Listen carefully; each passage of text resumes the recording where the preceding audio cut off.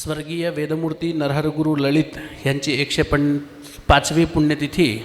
व 74वा विद्वज्जन सत्कार समारंभ ह्या कार्यक्रमाच्या अंतर्गत दरवर्षीप्रमाणे आपण आत्ता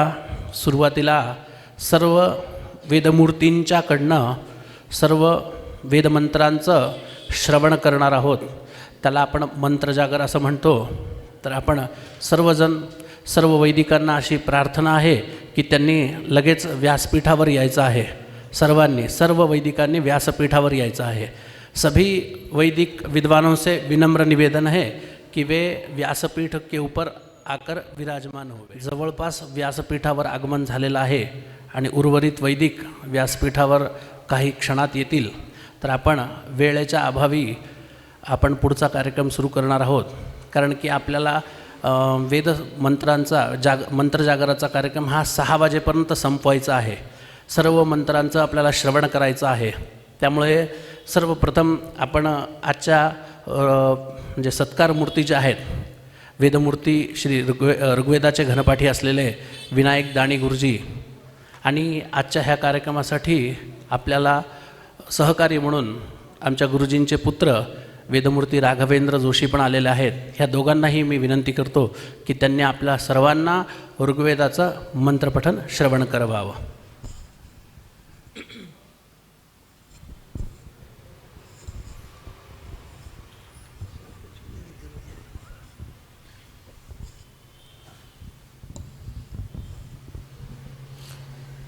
हरि ओम.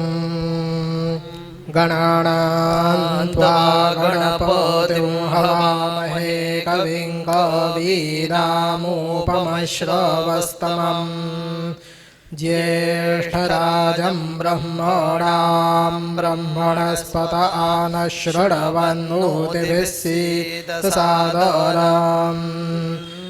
देवाश्चित्ते असुरय प्रचेतसो बृहस्पते यज्ञं भागमानशुः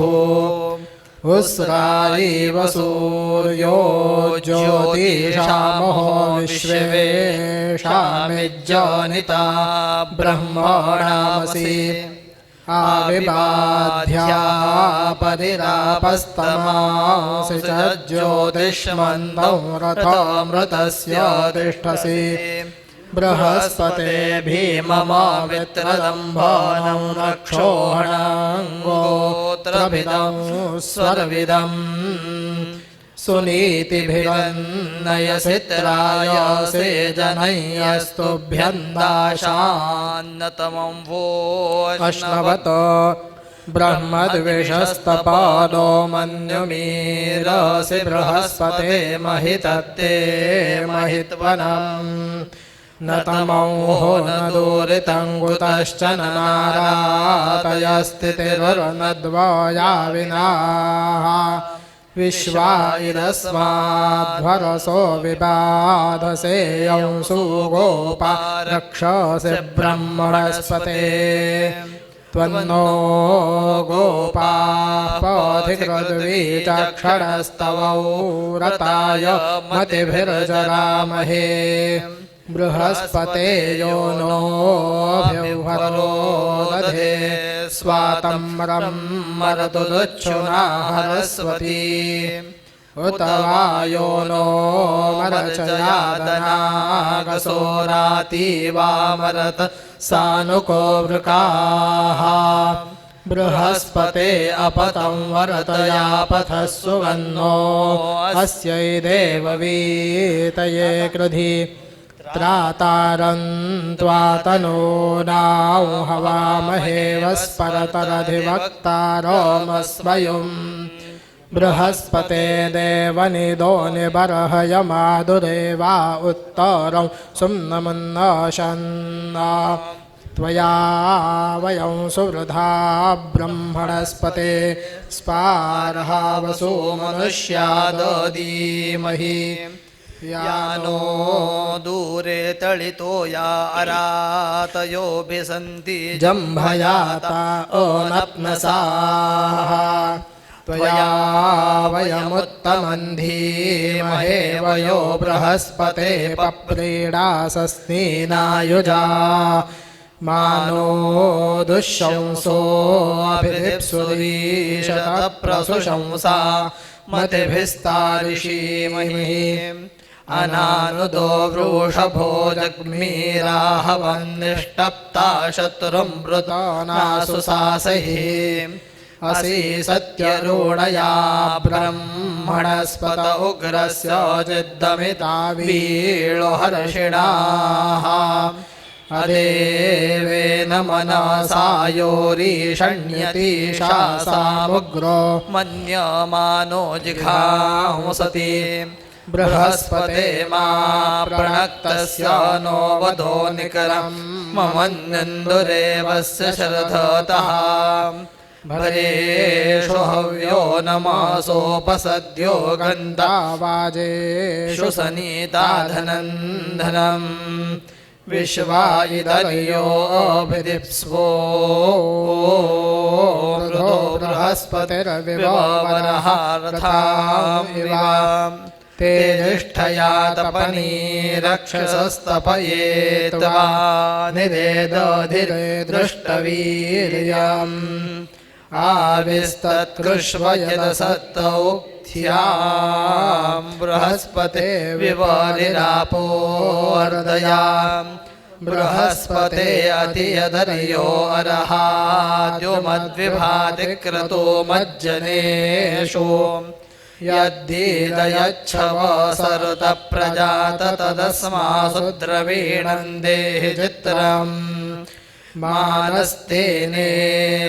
ये अभिद्रुहस्पदे नीरामिणो रिपवोऽन्येषु जागृधो आदेवानामोहते विव्रयो हृदि बृहस्पतेन परस्सां नो विदुः विश्वेभ्यो हित्वा भुवनेभ्यस्परित्वष्टा जनस्सा नस्सां नः कविः सरोणचिद्रोणया ब्रह्मणस्पतिर्द्रुहो हन्तामहृतस्य धर्तरि तव श्रिये व्यजिहीत पर्वतो गवाङ्गोत्रमुदसृजो यदाङ्गिरः इन्द्रेण युजातमसा परिवृतं बृहस्पते निरपामोऽब्जो अर्णवम् ब्रह्मणस्पते त्वमस्य यन्ता सूक्तस्य बोधितनयं जिन्वा विश्वन्ततभद्रं यदवन्ति देवा बृहद्वो देम विदथे सुवीराः. आता आपण ऋग्वेदाच्या संहिता पाठाचं म्हणजे प्रकृती पाठाचं श्रवण केलं. ह्यानंतर ऋग्वेदाच्याच पदपाठ, क्रमपाठ, जटापाठ आणि घनपाठाचं आपण श्रवण करणार आहोत. विस्ताराने बोलण्या इतका वेळ आपल्याकडे आत्ता नाही आहे. आपण त्यांचा सर्व वेदमूर्तींचा परिचय आपल्या मुख्य सत्काराच्या कार्यक्रमाच्या वेळी ऐकणारच आहोत, कारण आपल्याला 6:15पर्यंत हा कार्यक्रम आटोपत घ्यायचा आहे. त्यामुळे आता आपण सर्वजण जसं प्रकृतीपाठ आपण श्रवण केला आहे, जसं जसं जी वेळ येईल तसं तसं सांगत जाईन. पण आत्ता आपण ऋग्वेदाच्या संहितेचा पाठ श्रवण केलेला आहे. यानंतर पदक्रम आणि जटाघन असं आपण श्रवण करणार आहोत. ॐ सः इमाम् अविद्धि प्रभृतिं यः ईशिषे अया विधेमानवयामः गिरा यथा नहामीढानस्तवते सखा तवा बृहस्पते सीसधा सह उतानहामतिम् यान्त्वानि अनमतनि ओजसा उताददर्धः मन्युना शम्बराणि प्राच्यवयत च्युता ब्रह्मणः पतिः आचार्विशत सोमन्दां विपर्वतं तत देवानां देवकमाया कृत्वमम् अश्रत्नन् दृढा औरदन्ता वीडिता उत गाः आजतभिनत ब्रह्मणावलम् अगूहत तमाः अचक्षयत स्वारुति स्वाहा अश्म आस्यं वदं ब्रह्मणः पतिः मधुधारम् अभियम् ओजसा अतृणत तम् एवा विश्वे पपदे स्वः वृषाः बहु साकं शिशुचुः समुदृढम् सनाता काचित् भुवना भवित्वा मातभिशरत्भिः दुरावरन्ताभा अयतन्ता च तथा अन्यत् इत याचकारा वयुना ब्रह्मणः पतिः अभिनक्षन्तः अभियेतम् आशो निधिं बणीनां परमं गुहाहितम् ते विद्वांसाः प्रदिजक्ष्यामृता पुनाः ऊमिति दतौदईहुआ विषम् ऋतवानः प्रदिजक्ष्यामृता पुनाः अताः तस्थो कवयाः महः पथः ते बाहुभ्यां दमितम् अग्निम् अश्मनीनकीः सहास्ति अरणः जहोहितम् ऋतजेनाक्षप्रेण ब्रह्मणः पतिः यत्रावृष्टि प्रातत अश्नोति धन्वना तस्या साध्भिः शवः याभिः अस्य तीरो चक्षसः दृश्ये कर्णयोनयः सः सम्मनयः सः विनयः पुरः हितः सः सुस्तुतः सः युधा ब्रह्मणः पतिः चाक्ष्मः यत वाजं वरते मतीधनात् इत सूर्याः तपति तप्यतुः वे भो प्रभो प्रथमं मेहना उदः बृहस्पते सुविदत्राणि राध्या इमा सातानि वेन्यस्या वाजिनाः येना जनाः उभये भुञ्जते विशाः यः वदे व्रजने विश्वथा वे भूमः ऊमिति अनुवः शवसा ववक्षिथा सः देवायवानपति पप्रते पृथो विश्वायित ऊमिति परिभोः ब्रह्मणः पतिः विश्वं सत्यं भगवानायुवोः इतो आपाः च न प्रामिनन्ति व्रतं वाम् अच्छा इन्द्रा ब्रह्मणस्पति इति हविः नहान्नं युजा इव वाजिना जातम् उताशिष्ठाः अनुशृण्वन्ति वह्नयः सभेयाः विप्राः परते मतीदना वीरो द्वेषाः अनुवशारणम् आददिः सहाः वाजी सम्म इथे ब्रह्मणः पतिः ब्रह्मणः पतेः अभवत यथा वशं सत्यः मन्युः मही कर्मा करिष्यतः यः गाः उत आजत सः दिवे चाभजत मही इवारितिः शवसा असृत पृथक् ब्रह्मणः पतेः सोऽयमस्य विश्वः रायः श्यामारथ्याः वयस्वतः वीरेषु वीरान् उपापृङ्घीनः त्वं ईशानः ब्रह्मणा सम्मविधे हवम्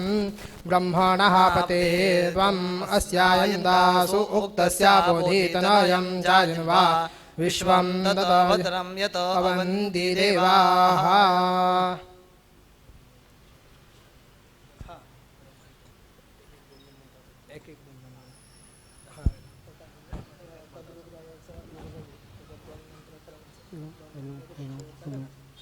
ॐ कद्रुद्राय रुद्राय प्रचेतसे प्रचेतसे मिहृष्टमाय प्रचेतस इति प्रचेतसे मिहृष्टमाय तव्यसे मिहृस्तमायेति मिहृतमाय तव्यस इति तव्यसे वोचेम शन्तमं शन्तमं हृदे शन्तममिति शम्मतमं हृद इति हृदे यथा नः नो अदितिः अदितिः करत करत्पश्वे पश्वे नृभ्याः नृभ्यो यथा नृभ्य इति नृभ्याः यथा गवे गव इति गवे यथा तोकाय तोकाय रुद्रियं रुद्रियमिति रुद्रियं यथा नः नो मित्रः मित्रो वरुणः वरुणो यथा यथा रुद्रः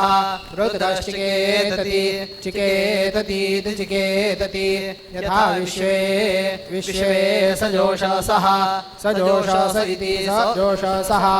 गाथपतिं मेधपतिं मेधपतिं गाथपतिं गाथपतिं मेधपतिं गाथपतिमिति गाथपतिं मेधपतिं रुद्रं रुद्रं मेधपतिं मेधपतिं रुद्रं मेधपतिमिति मेधपतिं रुद्रं जलाशभेष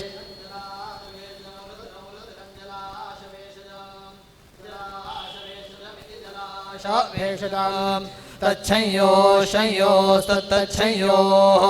शंयो सुम्नौ सुम्नौ शंयो शंयो सुम्नं शंयोरिति शम्मयोः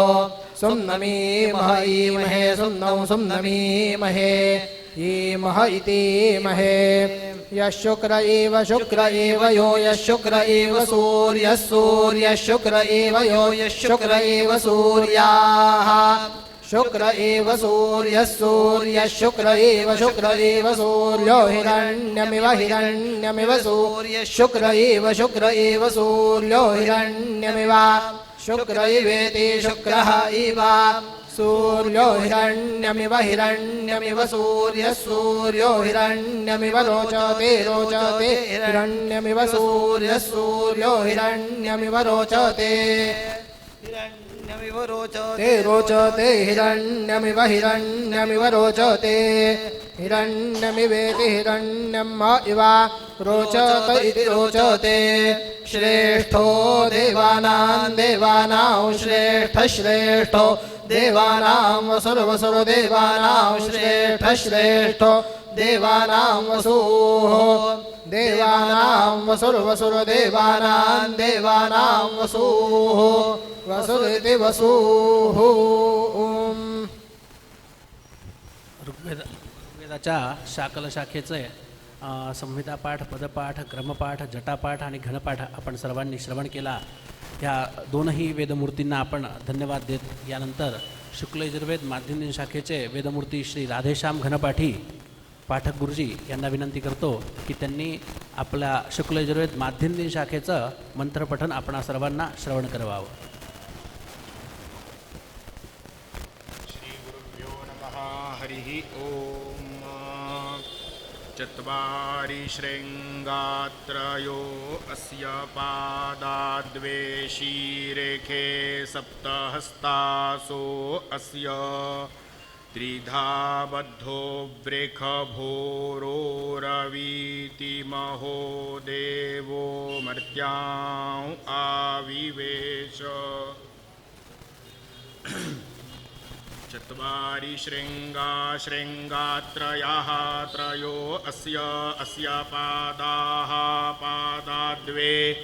द्वे शीरेखे द्वे इति द्वे शीरेखे सप्त शीरेखे इति शीरेखे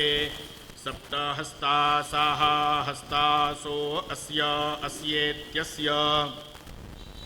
त्रिधा बद्धाः बद्धो वृखभाः वृखभोरोरवीति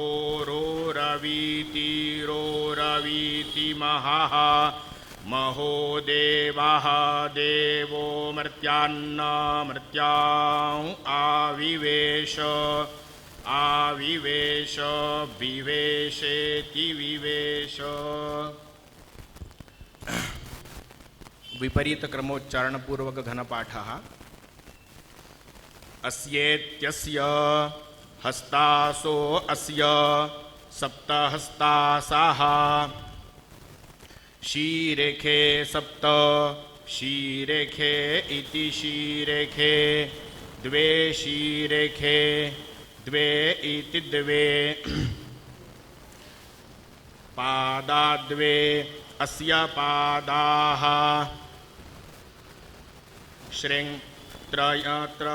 त्रयो अस्य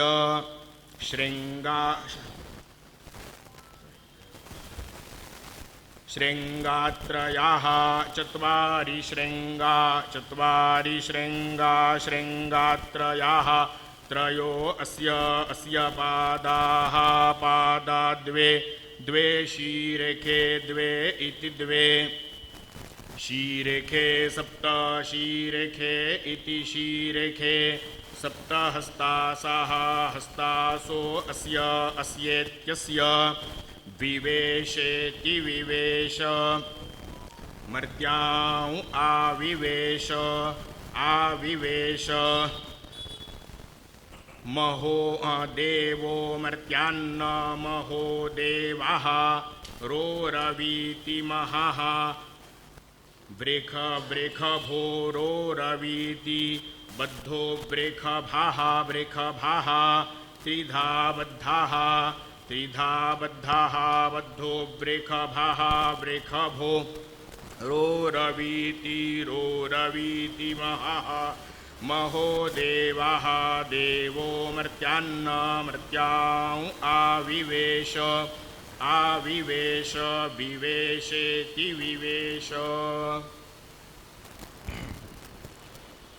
शिखामूलकोच्चारण घनः चत्वारि श्रृंगा चत्वारि श्रृंगात्रयस्त्रयः श्रृंगा चत्वारि श्रृंगात्रयः श्रृंगात्रयस्त्रयः श्रृंगात्रयो अस्यास्य त्रयः श्रृंगात्रयो अस्य त्रयो अस्यास्य त्रयस्त्रयो अस्य पादाः पादा अस्य त्रयस्त्रयो अस्य पादाः पादा अस्यास्य पादा द्वे पादा अस्यास्य पादा द्वे पादाः पादा द्वे शीरेखे द्वे पादाः पादा द्वे शीरेखे द्वे शीरेखे सप्त शीरेखे द्वे शीरेखे सप्त द्वे इति द्वे शीरेखे सप्त शीरेखे सप्त हस्तासो हस्तासः सप्त शीरेखे सप्त हस्तासः शीरेखे इति शीरेखे सप्त हस्तासो हस्तासः सप्त हस्तासो अस्यास्य हस्तासः सप्त हस्तासो अस्य हस्तासो अस्यास्य हस्तासो अस्य अस्येत्यस्य त्रिधा बद्धस्त्रिधा बद्धो वृखभो बद्धस्त्रिधा बद्धो वृखभः बद्धो वृखभो बद्धो वृखभो रोरवीति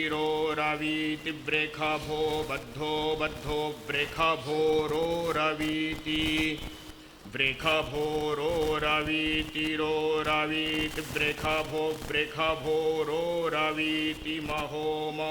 रोरवीति वृखभो रोरवीति महः रोरवीति महो रोरवीति महो देवो महो रोरवीति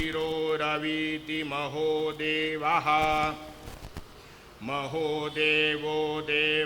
महो देवो मर्त्यान् देवो महो देवो मर्त्यान्न देवो मर्त्यान् देवो मर्त्यां आविवेश मर्त्यान् देवो मर्त्यां आविवेश मर्त्यां आविवेश मर्त्यां आविवेश विवेशेति विवेश ओम स्वस्ति. यजुर्वेद म्हटलं की आपल्यासमोर दोन वेद उभं टाकतात. त्यातला शुक्ल यजुर्वेद आणि कृष्ण यजुर्वेद अशी परंपरा आपल्याकडे म्हटल्या जाते. त्यातल्या आत्ता आपण शुक्ल यजुर्वेदाचा माध्यंदिन शाखेचं मंत्रपठण श्रवण केलेलं आहे. वेदमूर्ती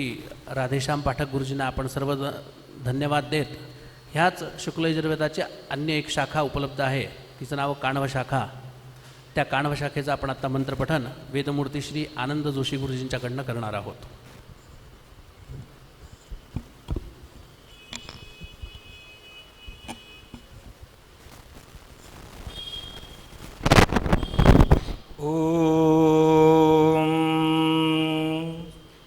अभ्यादधामि समिधमग्ने व्रतपते त्वयि व्रतञ्च श्रद्धाञ्चोपैमीन्धे त्वादीक्षितो अहम् यत्र ब्रह्मा च क्षत्रञ्च संयञ्चौचरातः सः तल्लोकं पुण्यं प्रज्ञेशं यत्र देवाः सहाग्निना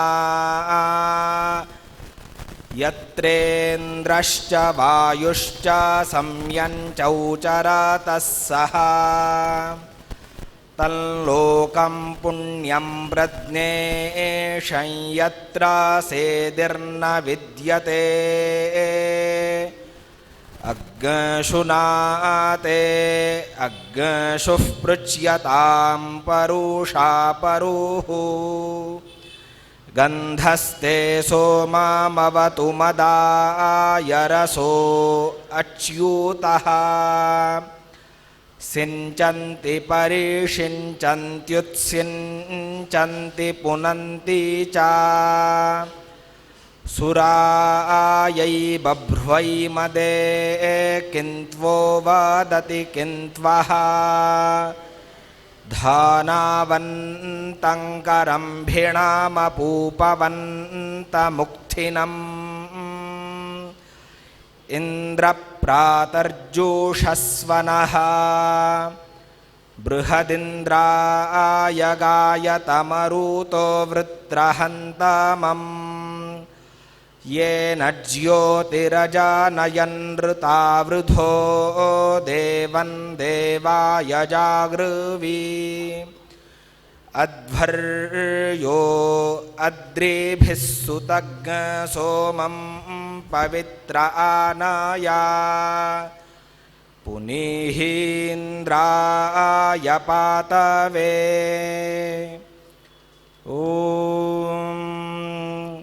किग्गस्वित्स्वित्किं किग्गस्विद्वनं वनग्गस्वित्किं किग्गस्विद्वनं स्विद्वनं वनग्गस्वित्स्विद्वनं कः को वनग्गस्वित्स्विद्वनं कः वनं कः को वनं वनं क उसस उको वनं वनं क उसः क उसस उकः क उस वृक्षो वृक्षः स उकः क उस वृक्षः ऊं इत्यूं स वृक्षो वृक्षस्य स वृक्ष आसा स वृक्षस्य स वृक्ष आसा वृक्ष आसा स वृक्षो वृक्ष आसयतो यत आस वृक्षो वृक्ष आसयतः आसयतो यत आसासयतो द्यावा पृथिवी द्यावा पृथिवी यत आसासयतो द्यावा पृथिवी यतो द्यावा पृथिवी द्यावा पृथिवी यतो यतो द्यावा पृथिवी निष्टतक्षुर्निस्ततक्षुर्द्यावा पृथिवी यतो यतो द्यावा पृथिवी निष्टतक्षुः द्यावा पृथिवी निष्टतक्षुर्निस्ततक्षुर्द्यावा पृथिवी द्यावा पृथिवी निष्टतक्षुः द्यावा पृथिवी इति द्यावा पृथिवी निस्ततक्षुरिति निहिततक्षुः मनीषिणो मनसा मनसा मनीषिणो मनीषिणो मनसा पृच्छत पृच्छत मनसा मनीषिणो मनीषिणो मनसा पृच्छत मनसा पृच्छत पृच्छत मनसा मनसा पृच्छतेदित्पृच्छत मनसा मनसा पृच्छतेत् पृच्छतेदित्पृच्छत पृच्छतेदुतत्तद्वित् पृच्छत पृच्छतेदुतत् इदुतत्तद्विदिदुतद्यद्यत्तद्विदिदुतद्यत् ऊय् इत्यूं तद्यद्यत्तत्तद्यदध्यतिष्ठदध्यतिष्ठद्यत्तत्तद्यदध्यतिष्ठत् यदध्यतिष्ठदध्यतिष्ठद्यद्यदध्यतिष्ठद्भुवनानि भुवनान्यध्यतिष्ठद्यद्यदध्यतिष्ठद्भुवनानि अध्यतिष्ठद्भुवनानि भुवनान्यध्यतिष्ठदध्यतिष्ठद्भुवनानि धारयन् धारयन् भुवनान्यध्यतिष्ठदध्यतिष्ठद्भुवनानि धारयन् अध्यतिष्ठदित्यधि अतिष्ठत् भुवनानि धारयन् धारयन् भुवनानि भुवनानि धारयन् धारयन्निति धारयन् इमावेव गौतमभरद्वाजा वयमेव गौतमोऽयं भरद्वाज इमावेव विश्वामित्रजमदग्नि अयमेव विश्वामित्रोऽयञ्जमदग्निरिमावेव वसिष्ठकश्यपा वयमेव वसिष्ठोऽयं कश्यपो वागेवात्रिर्वाचाह्यन्न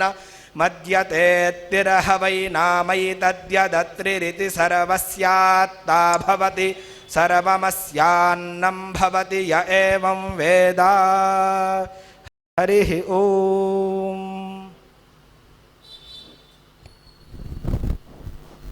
आता आपण शुक्ल यजुर्वेद काण्व शाखेचा संहिता पाठ घनपाठ आणि बृहदारण्यकाचं श्रवण केलेलं आहे. फार विस्तार करणार नाही, मी आधीच सांगितलं होतं. पण आपल्या वेदाध्ययनामध्ये दोन परंपरा आहेत.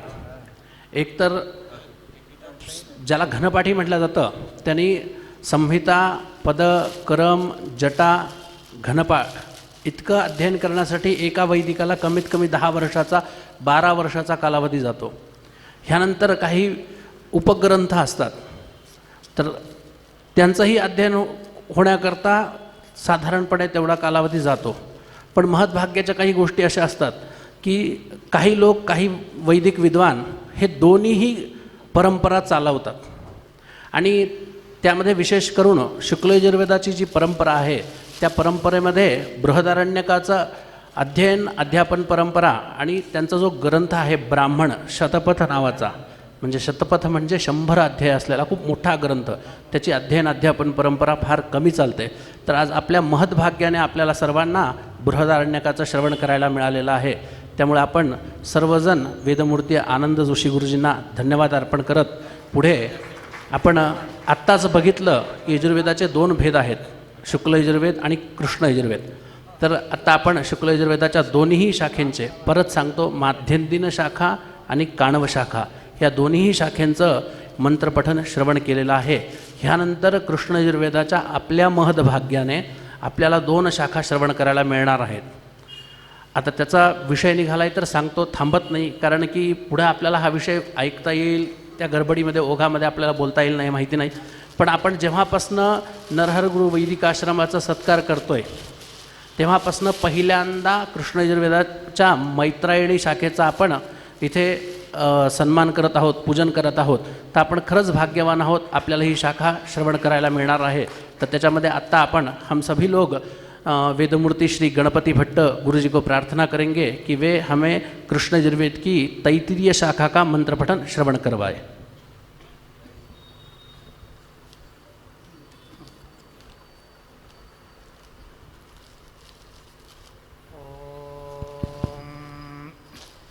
श्री गुरुभ्यो नमः. हरिः ओम. प्रसो अग्ने तपोतिभिः सुवीराभिस्तरति वाजकर्मभिः यस्येदगुं सख्यमाविथा प्रहोत्रे पूर्व्यं वचोऽग्नजे भरता बृहत् विपाञ्ज्योतिगुंषि बिभ्रते न वेधसे अग्नेत्री वाजिनात्री शतस्था तिस्रस्ते जिह्वार्तजातपूर्वीः तिस्र उते तनुवो देववातास्ताभिर्नः पाहि गिरो अप्रयुच्छन् संवाङ्कर्मणा समिषाहि नोमीन्द्रा विष्णु अपसस्पारे अस्य जुषेथा यज्ञन्द्रविणञ्च धत्तमरिष्टैर्नः पथिभिः पारयन्ता उभाजिज्ञथुर्न पराजयेथेन पराजिज्ञे कतरश्च नैनोः इन्द्रश्च विष्णो यदपस्पृथेथान्त्रेथा सहस्रं वितदैरजेथाम् त्रीण्यायुगुंशितवजातवेदस्तिस्र आजानि रुषसस्ते अग्ने ताभिर्देवानामवो यक्षि विद्वानथा भव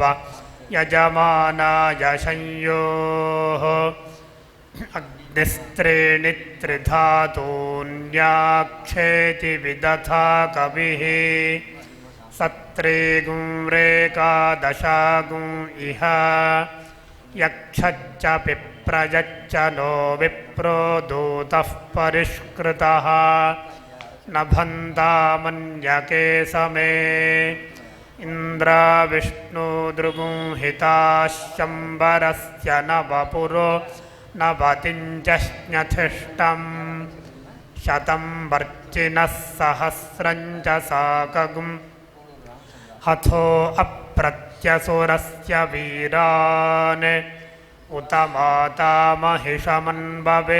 दमीत्वा जहति पुत्रदेवाः अथा अब्रवीद्वृत्रमिन्द्रो हनिष्यन् सखे विष्णो वितरं विक्रमस्व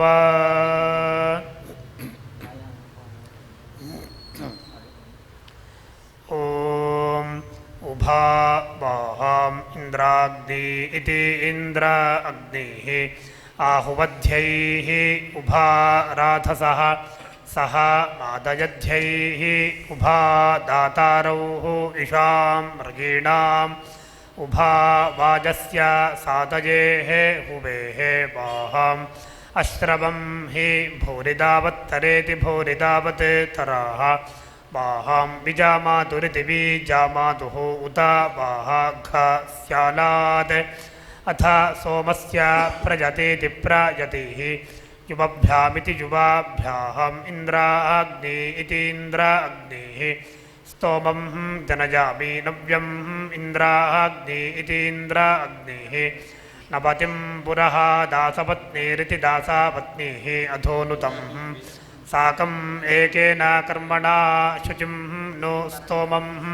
नवजातमिति नवजातम् अद्य इन्द्राग्नि इति इन्द्राग्निः वृत्रहणेति वृत्राहनाः जुषेथाम् उभाहि वाहम् सुहवेति सोहवाः जोहवीमीता वाजं सद्यः उशते धेष्ठाः वयम् ऊत्वाः पथः पतेः रथं न वाजसातज इति वाजसातजेः धिजे पूषन् अयुज्महे पथस्पथ इति पथः पथः परिपतिमति परिपतिं वचस्या कामेन कृतः अभीति आनट् अर्कं सह नहारासत् शुरुधः चन्द्राग्रा इति चन्द्राग्राः धियं धिजमिति धिजं धिजं शेषथाति प्रेति पूषा क्षेत्रस्य पतिना वयं हितेन इवा जयामसि गाम् अश्वं पोषयित्नो एति सह नः मृडाति ईदृशेः क्षेत्रस्य पते पते मधुमन्दं मधुमन्दमूर्मिं मधुमन्दमिति मधुमन्दम् ऊर्मिं धेनुः धेनुरिव इव पयः पयो अस्मासु अस्मासु धुक्ष्वा धुक्ष्वेति धुक्ष्वा मधुश्च्युतं घृतं मधुश्च्युतमिति मधुश्च्युतं घृतमिव इव सुपूतं सुपूतमृतस्य सुपूतमिति सुपूतं ऋतस्य नः पतयः पतयो मृडयन्तु मृडयन्त्विति मृडयन्तु अग्ने नज नज सुपथाः सुपथा राजे सुपथेति सुपथाः राजे अस्मान् अस्मान् विश्वानि विश्वानि देव देवमजुनानि मजुनानि विद्वान् विद्वानिति विद्वान् युजोध्यस्मत् अस्मज्जुहुराणं जुहुराणमेनः एनो भोजिष्ठां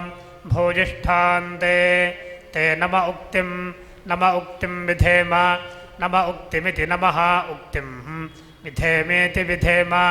आदेवानां देवानामपि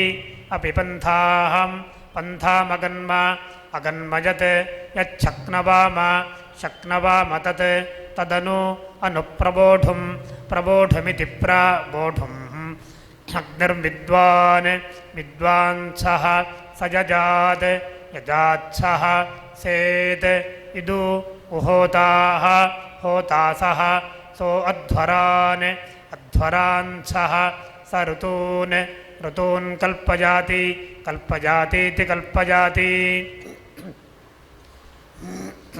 यद्वाहिष्ठं वाहिष्ठं तत् तदग्नजेः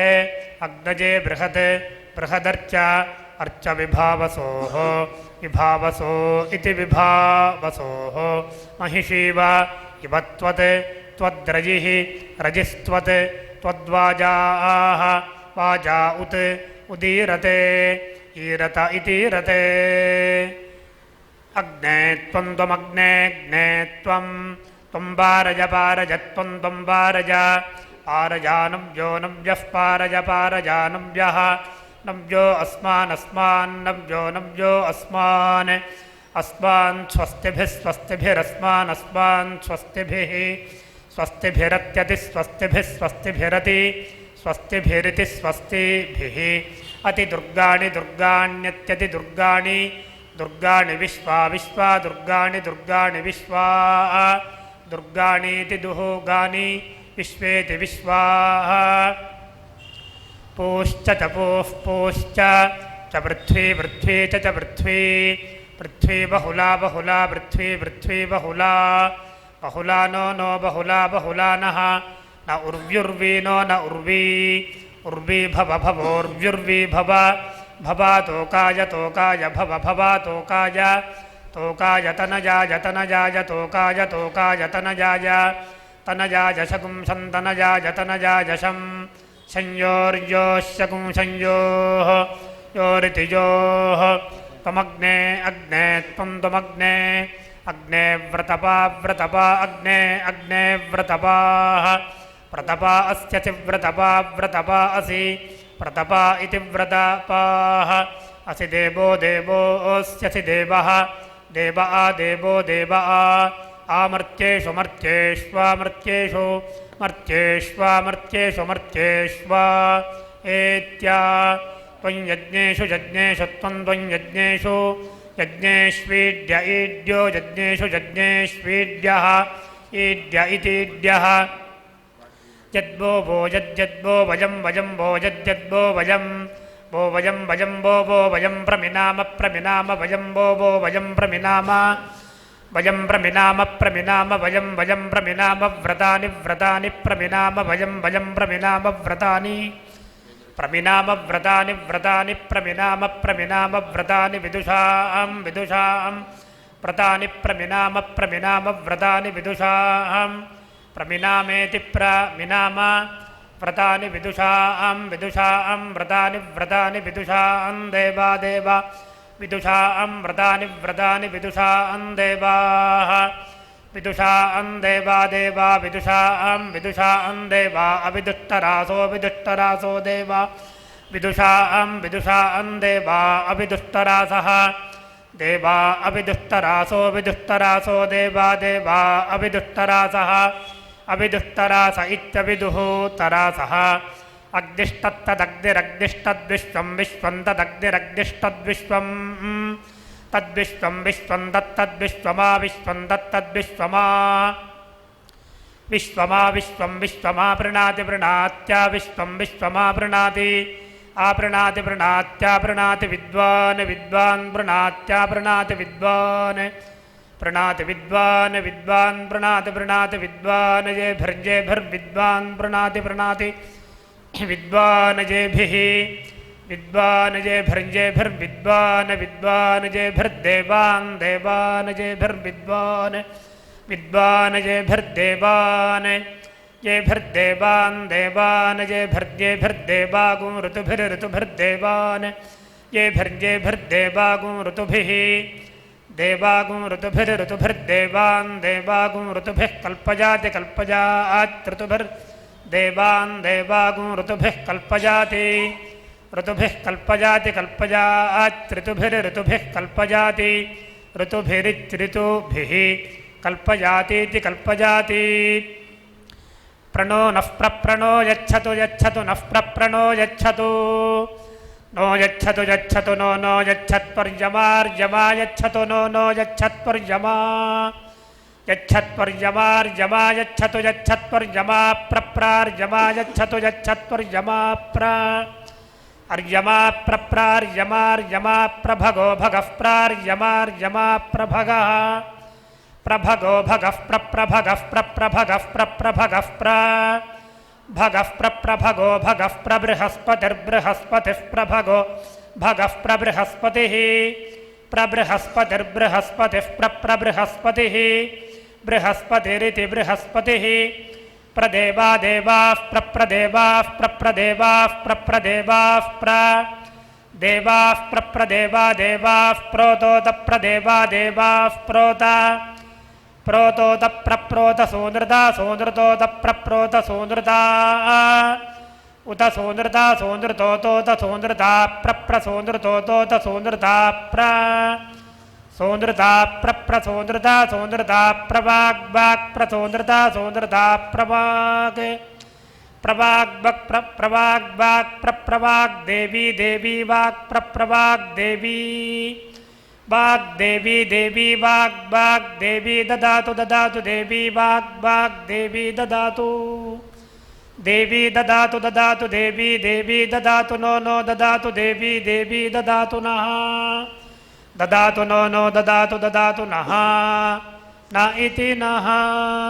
हरिः ओम. कृष्ण यजुर्वेद तैत्तिरीय शाखेचा आपण सर्वांनी पदक्रम संहिता पाठ पदक्रम जटाघनात या सर्व मंत्रांचं अतिशय उत्तम रीतीने श्रवण केलेलं आहे. वेदमूर्ती श्री गणपती भट्ट गुरुजींना आपण सर्व धन्यवाद देऊ. मी आत्ता एक गोष्ट बोललो होतो की यजुर्वेदामध्ये 2 परंपरा आहेत, तर त्यातली कृष्ण यजुर्वेदाची आपण तैत्तिरीय शाखा सर्वांनी श्रवण केली. ह्यानंतर आपल्याला मैत्रायणी शाखेचं श्रवण करायचं आहे. पण त्याबद्दल आधी एक गोष्ट सांगतो की जशी कृष्ण यजुर्वेदाची आपण तैत्तिरीय शाखेचं आत्ता सर्व मंत्रपठण श्रवण केले किंवा विकृतीपाठ म्हणजे पदक्रम इत्यादी सगळं श्रवण केलं, तसं मैत्रायणीय शाखेचं सर्व पाठ म्हणजे जी परंपरा आहे, अध्ययन अध्यापन परंपरा, ही फार लुप्तप्राय झालेली आहे. अशा अनेक शाखा आपल्याला बघायला मिळतात. त्या लुप्तप्राय शाखेचं अध्ययन आज म्हणजे भगवंताच्या कृपेने काही प्रमाणामध्ये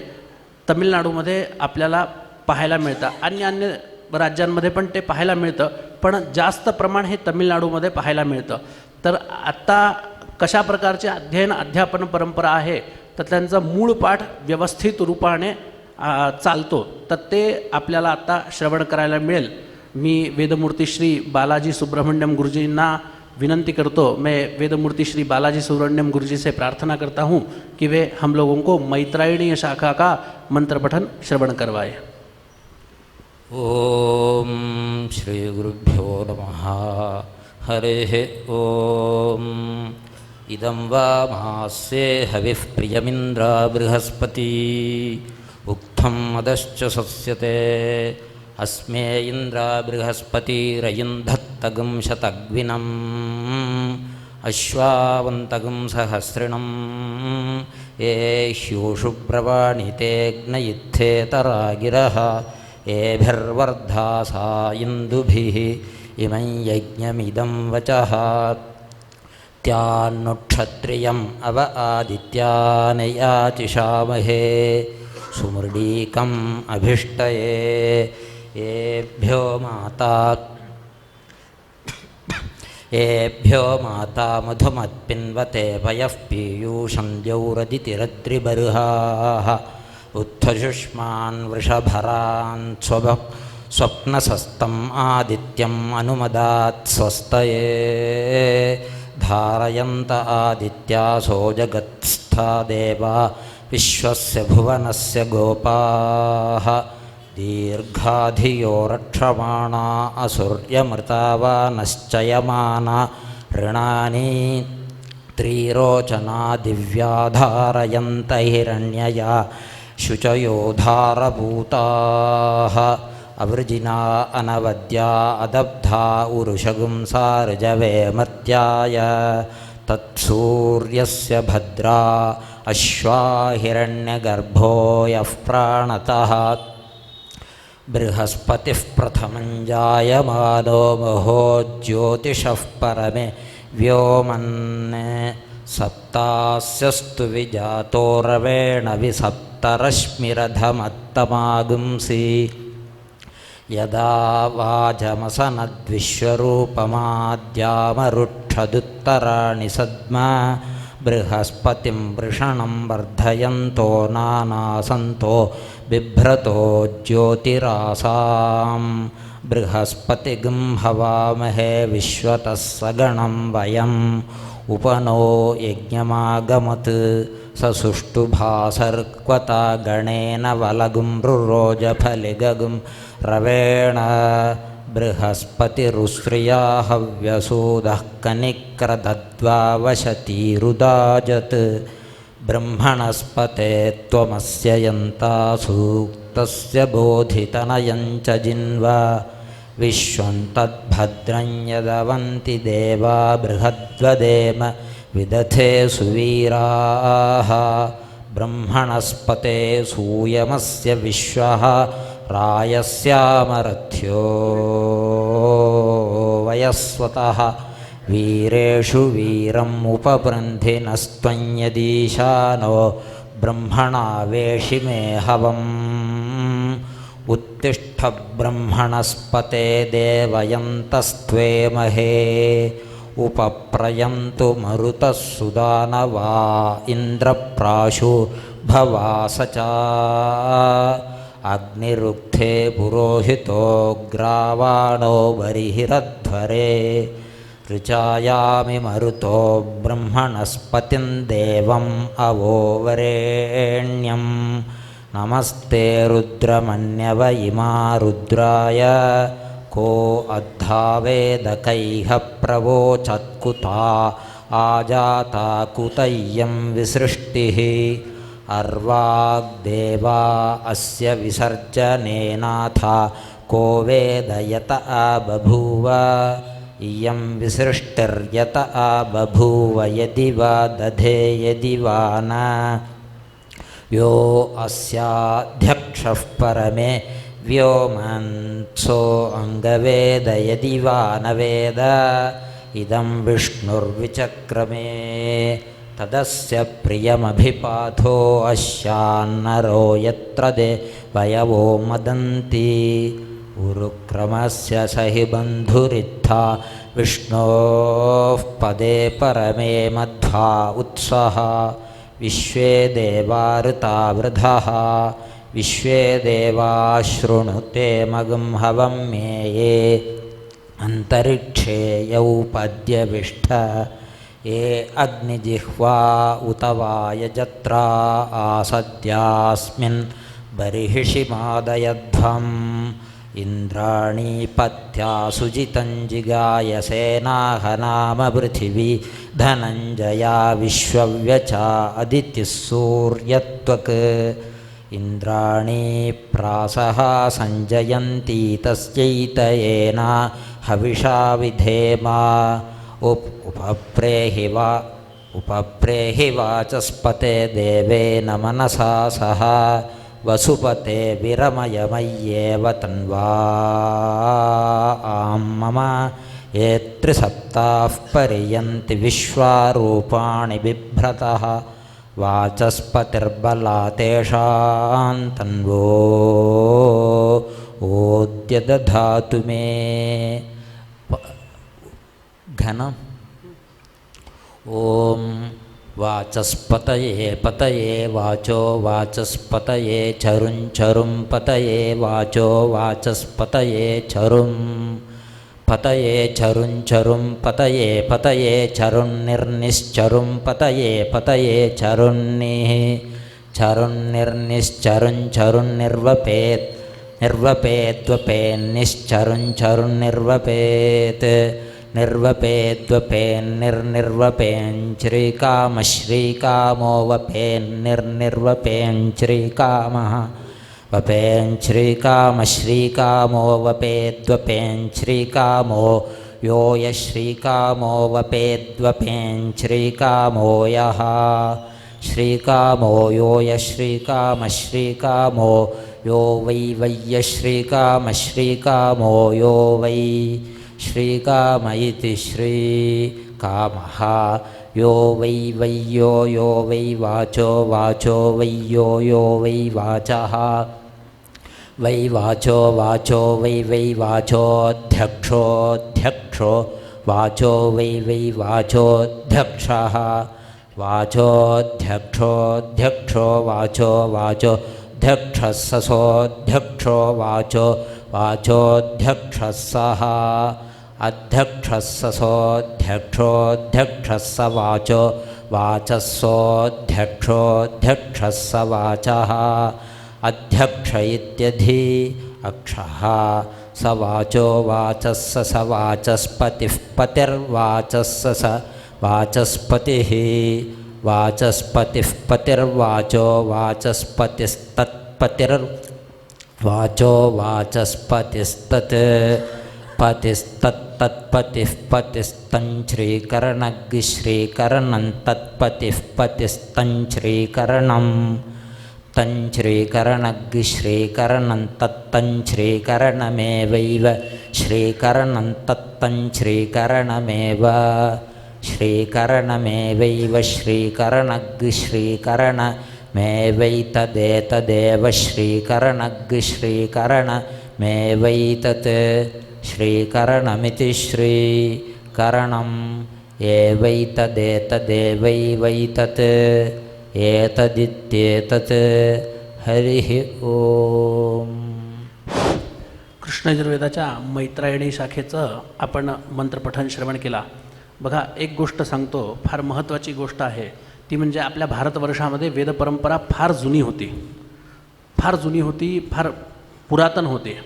त्या सर्व वेदांच्या शाखा मिळून 1186 शाखांचा उल्लेख आपल्याला पाहायला मिळत होता. 1186 शाखा वेदाच्या उपलब्ध होत्या. त्यातील सध्या परिस्थितीमध्ये फक्त आणि फक्त 12 शाखा उपलब्ध होतात. बाकीच्या सगळ्या लुप्तप्राय झालेल्या आहेत, सगळ्या जवळपास. त्यामुळे कृष्ण यजुर्वेदाची मैत्रायणीय शाखा, मी आत्ता बोललो की तामिळनाडूमध्ये अध्ययन अध्यापन परंपरा चालू आहे, पण आजच्या घटिकेला सुद्धा बोटावर मोजण्या इतकीच कृष्ण यजुर्वेद मैत्रायणी शाखेचे विद्वान लोक उपलब्ध आहेत. मुळामध्ये आपली वेद परंपरा जी आहे ती श्रुती परंपरा आहे. श्रुती म्हणजे काय, तर ऐकून म्हणण्याची परंपरा आहे. पण काही कालांतराने वेदांची पुस्तकं आली. ती का आली, तर ज्या गोष्टी भविष्यामध्ये लुप्तप्राय होत होत्या, तर त्या गोष्टींचा विचार करून आपल्या जुन्या लोकांनी त्याला पुस्तकामध्ये बद्ध केलं होतं. आणि म्हणून आजही काही परंपरा, अध्ययन अध्यापन परंपरा लुप्त असल्यामुळे त्या पुस्तकांच्या द्वारे, म्हणून अध्यापन परंपरा पुनरुज्जीवित झालेली आहे. त्यामुळे काही गोष्टी अशा आहेत की त्या पुन्हा प्रज्वलित होऊन भविष्यामध्ये म्हणजे श्रुती परंपरा, पाठांतर परंपरा येण्याकरता त्याला काही काळ आपल्याला देणं गरजेचं असतो. म्हणून आत्ता गुरुजींनी आपल्याला फार सुंदर अशा प्रकारे मैत्रायणी शाखेचं वेदमंत्र पठन श्रवण करवलेलं आहे. त्यामुळे आपण वेदमूर्ती श्री बालाजी सुब्रमण्यम गुरुजींना धन्यवाद अर्पण करूया. ह्यानंतर मी आत्ताच जे बोललो की 1186 शाखा आपल्या भारतामध्ये उपलब्ध होत्या. म्हणजे सगळीकडे वेदांच्या शाखा उपलब्ध होत्या. त्यातल्यापैकी सगळ्यात जास्त शाखा ह्या सामवेदाच्या होत्या. सहस्रवर्त्मा सामवेदः असं वाक्य आहे. त्या 1000 शाखांच्या पैकी फक्त 3 शाखा आत्ता आपल्याला उपलब्ध मिळतात. आणि आपलं महत्भाग्य असं आहे की त्या तीनही शाखा या व्यासपीठावर उपलब्ध आहेत. तर आपण सर्वात प्रथम वेदमूर्ति श्री सुंदरराम श्रवती गुरुजी से मैं प्रार्थना करता हूँ कि वे हम लोगों को सामवेद की कौथुम शाखा का मंत्र पठन श्रवण करवाए. ओम श्री गुरुभ्यो नमः. हरि ओम. नीलोत्पलदलाभासः सामवेदो हयाननः अक्षमालान् विदो दक्षे वामे कम्भुधरस्मृतः. ओम आक्रन्दय गुरुघोषं माहान्तङ्घारीन्द्रस्याभियोजयासु वर्माविदन्धददामन्यो अन्यं शल्यात्मा पततु श्लोकमच्च प्रायश्चक्रमरावणे सनता अभ्यवर्तयते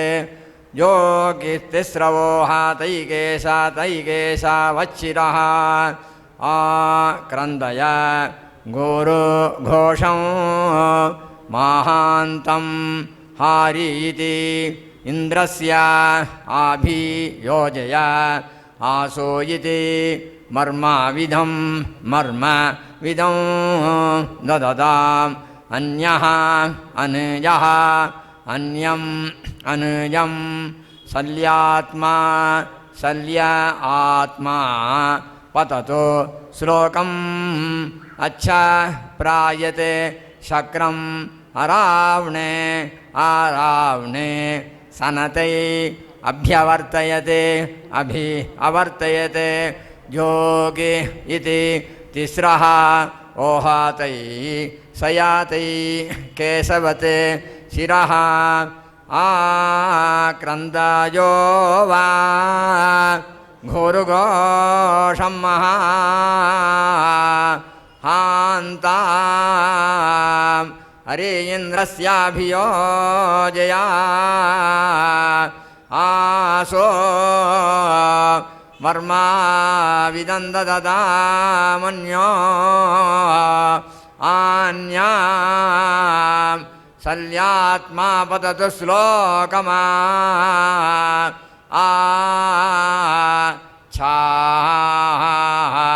औहो वा हसे इमं स्तोमा अर्हाते जा तावेदासे होय राथामी वा सम्माहे मानिषाया होय भद्राहीनाः प्रमातीरा स्यासंसादे होय अग्नायिसाख्यायी मारायिषामा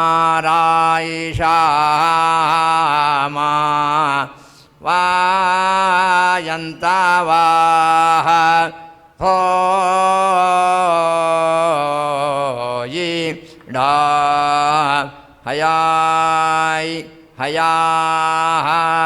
ओहा वोहा हयाय हयाः ओहा वोहा हयाय हयाः ओहा वोहा इन्द्रं विश्वाः आविवार्धान् समुद्रव्या शासङ्गायिराः रथीतमं राथायिनां वाजानां साते पातिं पातिं हयाय हयाः ओहा वोहा हयाय हयाः वोहा हयाय हयाः वोहा होयिडा होयिडा होयिडा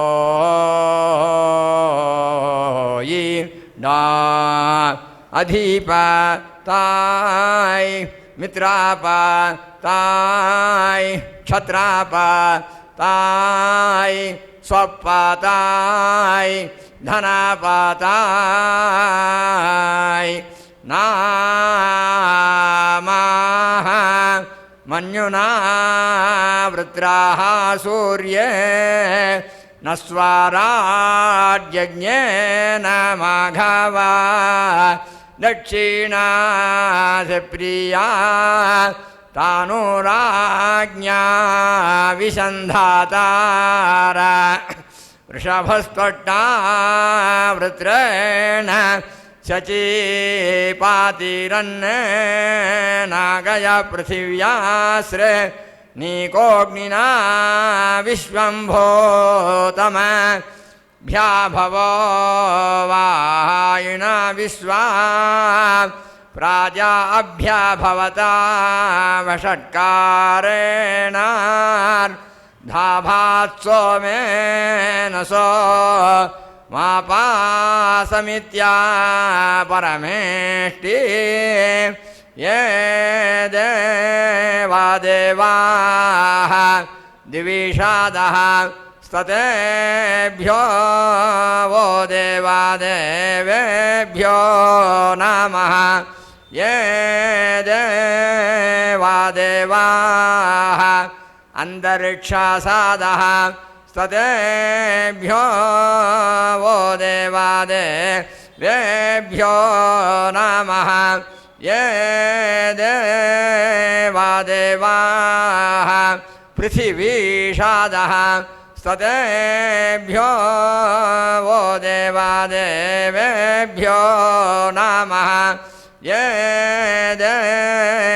देवाः अप्सुषादः स्ततेभ्यो वो देवादेवेभ्यो नमः ये देवाः दिक्षुषादः स्ततेभ्यो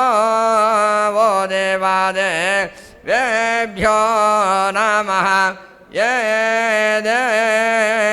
देवाः आसासादः स्ततेभ्यो वो देवादेवेभ्यो नमः आवज्यामि बाधन्वानो विते मन्नुन्नायामसि मृडतान्नयिह अस्माभ्यम् इडाभा यैदं विश्वम्भूतं ययो आउ वा नामः अधिपताय मित्रापताय क्षत्रापताय स्वपाताय धनापाताय नामः नमा उत्तादिभ्यश्चोत्तन्वा नेभ्यश्च नमोऽस्यभ्यश्च प्रतिदधानेभ्यश्च नमः प्राविद्भ्यश्च प्रव्यातिभ्यश्च नमः सरभ्यः सहस्रायेभ्यश्च नमः श्री तेभ्यः सहस्रायेभ्यश्च नमः तिष्ठभ्यश्च पातिष्ठभ्यश्च नमो याते च वियते च नमः पाथे च विपाथाय च आवज्यामि बाधन्वानो विते मन्नुन्नायामति मृडतान्नयिह अस्माभ्यम् इडाभा यैदं विश्वम्भूतं ययो आउ वा नामः अधिपताय मित्रापताय क्षत्रापताय ताय स्वपाताय धनपाताय नमः नमोन्नाय नमोन्न पतये काक्षाय च वपन्नादाय च नमो नमः रुद्रायाति रासदे नमस्तिराय स्थिरधन्वने नाम प्रतिपदाय च पटरिणे च नम श्रियम्बकाय च पर्दिने च नम आस्रा येभ्यश्च प्रत्यास्रा येभ्यश्च नम क्रव्येभ्यश्च वरम्येभ्यश्च नम संवृते च विवृते च आवद्यामि वाधन्वानो विते मन्नुन्नायामसि मृडतान्नैः अस्माभ्यम् इडाभा यैदं विश्वं भूतं ययो आव वा नामः सुब्रह्मण्यो सुब्रह्मण्यो सुब्रह्मण्योमिन्द्रागच्छ हरिवा आगच्छ तागच्छ तागच्छदा सासु सुब्रह्मण्ये दस्यास्य पृथ्वीपादः सासु सुब्रह्मण्ये दस्यास्य अन्तरिक्षं पादः सासु सुब्रह्मण्ये दस्यास्य द्यौपादः सासु सुब्रह्मण्ये दस्यास्वे पृथ्वीपादः परोर्जास्ते पञ्चमपादः सानैषमोर्जं दुष्टा वीर्यमन्नाद्यं देहि कायाः नश्चायित्रा भुवाते वो ती सादावृधस खा ओहाय कया साचाय तयो हिम्मा वार्तो हाय ओम. आत्ता आपण सर्वजण कौतुम शाखेचं मंत्रपठण श्रवण केलेलं आहे. वेदमूर्ती श्री सुंदराम गुरुजींना आपण धन्यवाद देत अगदी आपल्याला फार कमी वेळेमध्ये मंत्रजागर संपवायचा आहे, कारण की आपल्या मुख्य कार्यक्रमाकडे वळण्यासाठी अधिक वेळ झालेला आहे. आपला हा वेदमंत्र सभेचा जो कार्यक्रम होता, मंत्रजागराचा कार्यक्रम होता, हा 6 वाजता संपवायचा होता. तर आता आपल्याला 6:30 झालेले आहेत. यानंतर आपल्याला 4 शाखेंचं श्रवण करायचं आहे. मी सर्व वेदमूर्तींना विनंती करतो की त्यांनी अगदी कमी वेळेमध्ये आपलं मंत्रश्रवण आम्हाला श्रवण करवावं. मी यानंतर वेदमूर्ती श्री रोहन कुलकर्णी गुरुजींना विनंती करतो की त्यांनी जैमिनी शाखेचं मंत्रपठण आम्हाला श्रवण करवावं. कमीत कमी वेळेमध्ये श्रवण करण्याचा प्रयत्न करावा.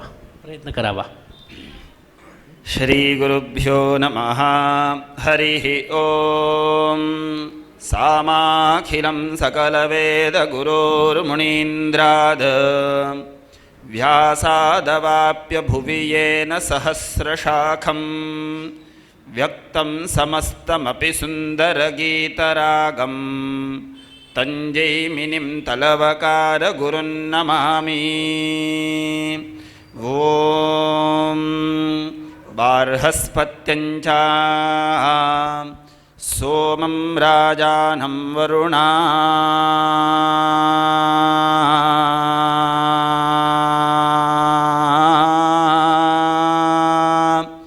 अग्निमन्वा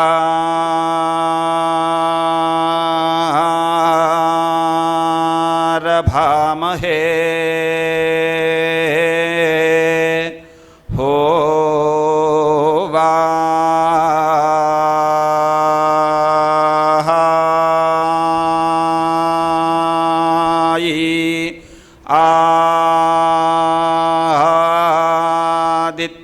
विष्णुं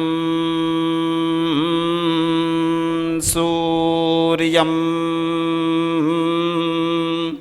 होवाहायि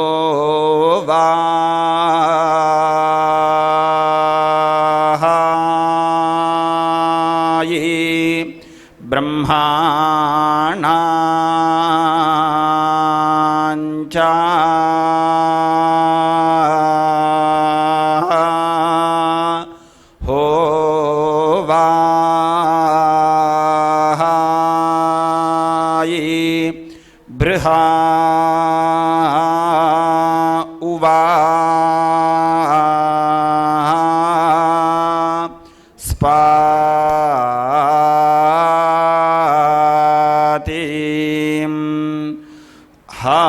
भुजनद्धा भुजनद्धा भुजनज्जनद्धा भुजनद्धा भुजनद्धा भू हो इजनद्धो इजनद्धो इजनात् सोमः पवाते जानीतामातीनां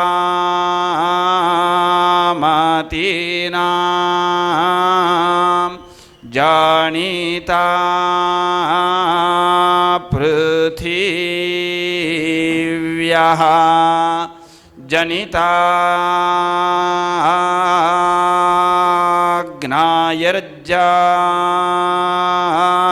जनिताग्नायर्जान्नितासु रियास्या हा भुजनद्धा भुजनद्धा भुजनज्जनद्धा भुजनद्धा भुजनद्धा भू हो इजनद्धो इजनद्धो इजनात् जनितेन्द्रास्या जानीतो तावाष्णो सहनोस्तु सहनो भुनक्तु सह नो वीर्यवदस्तु मा विद्विषावहै सर्वेषां नो वीर्यवदस्तु ओम शांति शांति शांती. खूप खूप धन्यवाद गुरुजी. अगदी वेळेमध्ये सांगितल्याप्रमाणे आपण जैमिनी शाखेचं मंत्रपठण आपण श्रवण करवलेलं आहे. वेदमूर्ती रोहन कुलकर्णी गुरुजींना धन्यवाद देत आपण यानंतर सामवेदाच्याच राणायनी शाखेचं मंत्रपठण वेदमूर्ती श्री धोंडोपंत जोशी गुरुजींच्याकडनं करणार आहोत. ओम श्री गुरुभ्यो नमः. हरिः ओम.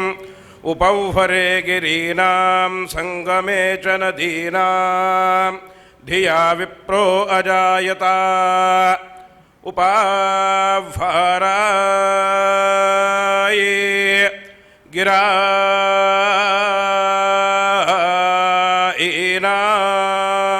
गिराईनां धिया विप्रो संगमे च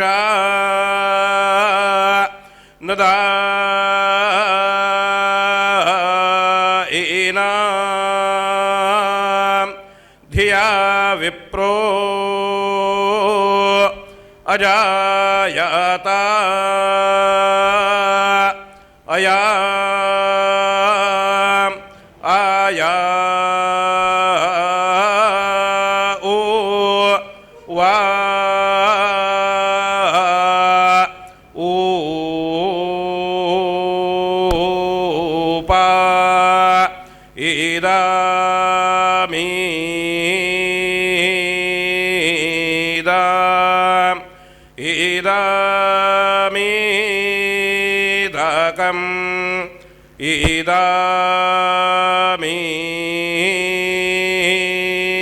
इदामीदा उपौहरे गिरायेनां इदामीदा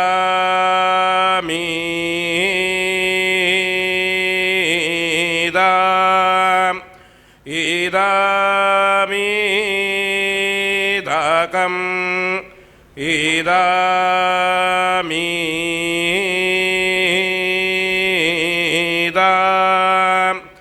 संगमे च दायेनां इदामीदा इदामीदाकम् इदामीदा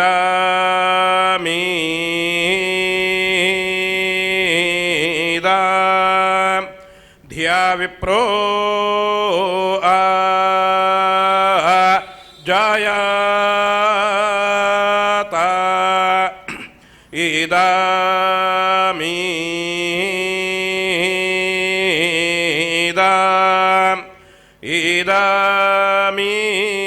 इदमीदकम् इदमाय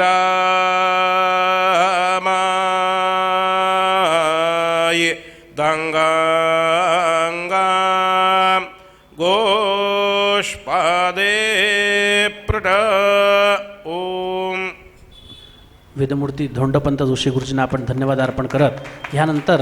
वेदमूर्ती महेश जोशी गुरुजी आपल्याला अथर्ववेद शौनक शाखेचं मंत्रपठण श्रवण करवतील. श्री गुरुभ्यो नमः. हरिः ओम. हृदं मंत्रो योनिया बभूवामृता सुरवर्धमानस्सुजन्मा अदब्धा सुरभ्राजमानो हेवत्रितो धर्तादा धारत्रीणि आयो धर्माणि प्रथमः ससाद ततो वपुंषि कृणुषे पुरूणि धास्यर्योनिं प्रथम आविवेशायो वाच मनोदिताञ्चिकेता यस्ते शोकाय तन्ववौरिरे चक्षरद्धिरण्यंशुचयोनुस्वाहा अत्रादधेते अमृतानि नामास्मै वस्त्राणि विषयेरायन्ताम् प्रयदेते प्रातरं पूर्व्यङ्गुः सदः सद आतिष्ठन्तो अजुर्यम् कविशुषस्य मातरार्याणे जाम्येधुर्यं पतिमेरयेताम् तदुषुते महत्प्रूथुजमन्नमः कविः काव्येनाकृणोमि यत्सम्यञ्चाभियन्तावभिक्षामतरा महीरोधचक्रे वावृधेते सप्तमर्यादाः कवयस्तदक्षुस्तासामिदेकामभ्यंहुरोगात् आयोरस्कम्भ उपामस्य नीडे पथां विसर्गे धरुणेषु तस्थौ उतामृतासुरवृतायेमि कृण्वन्नसूरात्मा तन्नवास्तत्सुमद्गुः उत वा शक्रो रत्नं दधात्यूर्जा वायत्स च ते हविरदाः उत पुत्रः पितरं क्षत्रमीळे ज्येष्ठं मर्यादमव्वयन् स्वस्तये दर्शन्नुतावरुणयास्ते विष्ठा आवरव्रततः कृणवो वपुंषि अर्धमर्धेन पयासा पृणक्षरधेन शुष्मवर्धसे अमुरा अविमृधामशग्मियं सखायं वरुणं पुत्रमदित्या इषिरम् कविशस्तान्यस्मै वपुंष्यवोचामरोदसी सत्यवाचा वेदस्वस्तिरद्रुहणस्वस्तिः परशुर्वेदः परशुर्णस्वस्ति हविष्कृतो यज्ञकामास्ते देवासो यज्ञमिमञ्जूषन्ताम्. हरिः ओम. अथर्ववेद शौनक शाखेचं मंत्र पठन आपण सर्वांनी वेदमूर्ति श्री महेश जोशी गुरुजी यांच्याकडनं श्रवण केलेलं आहे. त्यांना धन्यवाद अर्पण करत इसके बाद हम लोग अथर्ववेद की पैपला शाखा का मंत्र पठन श्रवण करेंगे. वेदमूर्ति श्री अशोक कुमार मिश्रा गुरुजी से प्रार्थना है कि वे हम लोगों को अथर्ववेद की पैपला शाखा का मंत्र पठन कम से कम समय में श्रवण करवाए. ओम एकपाछन्द एककामं च तदाप्नोति चावचरन्धे प्रथमया रात्र्या प्रथमया समेधा द्विपाछन्दो द्विपदाश्च पशुन् तदाप्नोति चावचरुन्धे द्वितीयया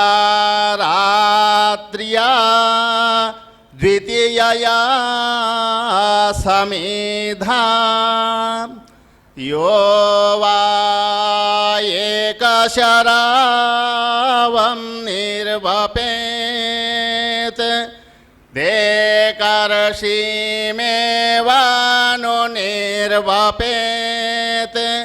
एष वा एकर्षिर्यदग्निः एकरसेञ्चैव लोकं चावरुन्धे एकरसिरिव तपात्येकरसिरिव दिदा यैकरसिरिवान्नादो भवति या एवं वेद स या एवं विद्वान्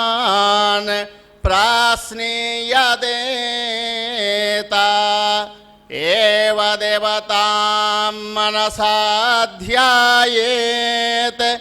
एकरसेस्त्वा चक्षुषा पश्यामि एकरसेस्त्वा हस्ताभ्यामारभ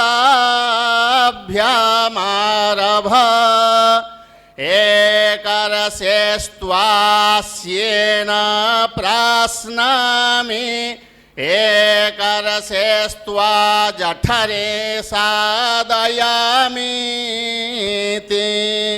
स यथा हुतमिष्टं प्राश्नीया देवैनं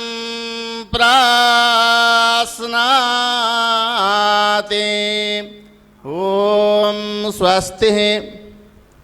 वेदमूर्ति अशोक कुमार मिश्रा गुरुजी को हम सब लोग धन्यवाद अर्पण करते हैं। आणि आत्ता आपण सर्वांनी सर्व शाखेंचं मंत्रपठण श्रवण केलेलं आहे।